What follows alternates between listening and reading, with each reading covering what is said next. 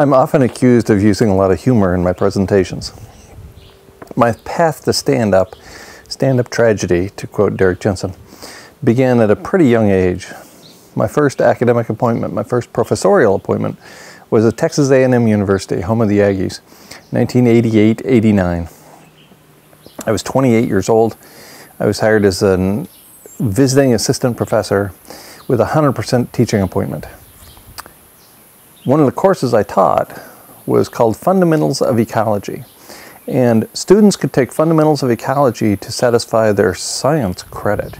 So they could take physics or chemistry or Fundamentals of Ecology. And Fundamentals of Ecology sounds fun and easy compared to physics and chemistry. So the class was filled with non-majors who had only a passing interest in ecology and thought really that it was environmental studies or some relatively vague, amorphous, not really sciencey kind of thing. So students would filter in 150 of them in the 9 a.m. class, 250 in the afternoon class. And in the morning, it was common practice at Texas A&M University, and during that time at least, the late 1980s, to bring the campus daily newspaper to class every day. So in the morning class, students would pick up the morning newspaper, and if you didn't captivate them as an instructor in front of the classroom, if you didn't absolutely captivate them within the first 5 minutes, it was considered perfectly appropriate for every student to open their newspaper. That was part of the culture.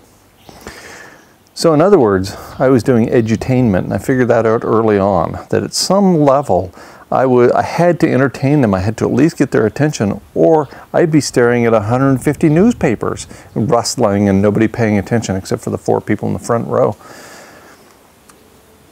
So my path to stand-up, in this case stand-up tragedy, or the use of humor in my presentations and in my classrooms, began really in earnest when I was 28 years old, because there was no way those students were going to sit through a boring lecture. There's no way they were going to learn a thing if I didn't play the game of initially capturing their attention, frequently with humor, so that they would at least bear with me for 50 minutes of Fundamentals of Ecology.